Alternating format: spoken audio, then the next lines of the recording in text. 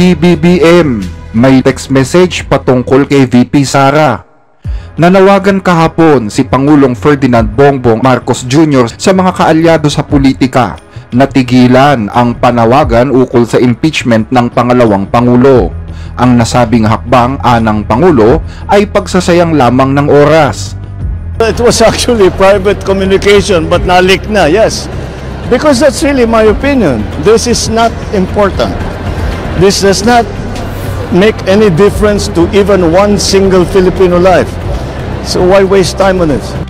Yan ang naging pahayag ni Marcos Jr. sa media kaugnay ng panawagan ng mga kaalyado ng administrasyon sa Kongreso. Dagdag pa ng Pangulo, hindi naman daw importante si Sara Duterte at magiging pabigat lamang daw ito sa Kongreso at wala ring pakikinabangan ang taong bayan kung itutuloy ito. Sa kanyang pagbisita sa Lucena City noong Miyerkules, inamin ng Pangulo na nagpadala nga siya ng isang text message sa isang kaalyado sa Kongreso na nagsasabi na wag nang ituloy ang anumang plano ng impeachment laban sa pangalawa sa pinakamataas na posisyon sa bansa. Sinabi ng Pangulo na pribado ang usapang iyon, pero dahil ito'y lumabas na, inaamin niya na totoo ngang sinabi niya yon. Pero anya, ito'y pawang mga opinyon lamang. Ayon sa kumakalat na text message ng Pangulo, sinabi niya na sa kabuuan, hindi mahalaga si Sara, kaya't pakiusap, huwag maghain ng mga reklamo ng impeachment. Magiging sagabal lamang ito sa tunay na trabaho ng pamahalaan na pagpapabuti ng kalagayan ng lahat ng mga Pilipino. Ang text message ay lumabas ilang araw matapos maglabas si Duterte ng kanyang galit at pambabatikos laban sa administrasyon noong madaling araw ng Sabado, kung saan pinigilan niya na mailipat ang kanyang Chief of Staff na si Zulaika Lopez sa Correctional Institution for Women mula sa isang detention cell sa Kamara. Dito rin sinabi ng VP na nakipag-usap siya sa isang hindi pa nakikilalang personalidad na i-assassinate si Marcos, ang unang ginang at ang Speaker of the House sa oras na magtagumpay ang planong ipapatay siya. Sinuportahan naman ni Senate President Pro Tempore Jinggoy Estrada ang kahilingan ng Pangulo na wag nang ituloy ang impeachment laban sa VP. Kaugnay pa rin ang sigalot sa pagitan ng administrasyon at ng pamilya Duterte, nahaharap ngayon si VP Sara sa mga kaso ng terorismo. Batay yan sa batas na ipinasa ng administrasyon ng kanyang amang si dating Pangulong Rodrigo Duterte. Dahil ito sa di umano'y planong pag-assassinate sa Pangulo na pwedeng magbunsod ng takot sa publiko. Ito ang dahilan kung bakit nag-issue ang National Bureau of Investigation noong Lunes ng sabina kay Inday Sara. Yan ay upang pasagutin ang pangalawang Pangulo tungkol sa mga isyong ipinupukol sa kanya. Pinapupunta ang bise sa tanggapan ng NBI alas 9 ng umaga araw ng Biyernes. Isang imbitasyon na hindi sinipot ng pangalawang Pangulo dahil umano sa conflict of schedule. Ang kasong terorismo na inaakusa sa pangalawang Pangulo ay binatay umano sa Article 282 of the Revised Penal Code in connection with Section 6 of the Cybercrime Prevention Act of 2012 o Republic Act No. 10175 of Anti-Terrorism Act of 2020. Ayon kay Justice Undersecretary Jessie Andres, ang banta ng Vice Presidente ay lumagpas pa sa pagiging isang salita lamang.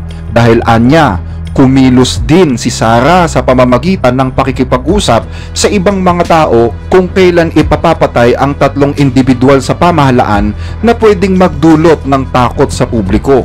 Naniniwala din si Andres na may intensyon ang plano ng VP, lalo't alam niya na siya ang susunod sa pwesto kapag nasawi ang Pangulo. Para naman kay VP Sara, ang kasong terorismo ay pinipilit lamang ng gobyerno. Yan ay upang gipitin siya at nang huwag na siyang makakilos. Gagamitin anya ang kasong ito para pakialaman kahit ang mismong mga asset ng pangalawang Pangulo. Tatawa ako sa violations on the anti-terrorism law kasi sinusubukan nila to reach sa aking properties and assets. Kasi itong violation ng anti-terrorism law, ginawa nila ito kay Congressman Arnie Teves. So they have a playbook on what you do to a person na kakasuhan mo ng anti-terrorism law. So ano ba yun? Ano bang gusto nilang gawin? Kaya sila nagfa-file or nag-charge ng anti-terrorism law. Gusto nila mag-cancel ng passport. Gusto nila mag-red notice sa international. So hindi ka makakagalaw overseas. Gusto nila mag-amlak. Anti-money laundering violations. So, ibig sabihin nun, i-freeze nila yung pera mo at yung properties mo. Hindi ka makakagastos ng pera at hindi ka makakapasok sa properties mo. At gusto nila mag-issue ng mga search warrants. Anong ginagawa nun? Papasukin nila yung properties mo. And nagtanong ako sa Negros kung anong nangyari doon. Kasi nga, tinitingnan ko yung ginagawa nila and they're doing the Arnie Teves playbook. Ang ginawa nila doon, pumasok sila sa mga bahay, mga properties. Nagsasabi sila, may clearing team kami. Para daw safe mag-search, mauuna yung clearing team, maglalagay ng kung ano-anong baril or kung ano-anong mga posibleng illegal na mga bagay, kasama na droga, ganon. Pagkatapos, papasok ang search team. Pagpasok sa search team, syempre, nandoon na yung mga hinahanap kuno nila. So yan ang sinusunod nila. It's not without precedent ang pag-file nila ng anti-terrorism law.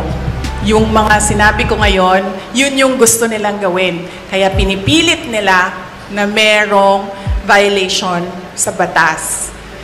Mag-cancel ng passport, mag-red notice, mag-amlak, mag-issue ng kaliwat kanang search warrant. So, ibig sabihin, babalik pa rin tayo dun that this is clearly oppression and harassment.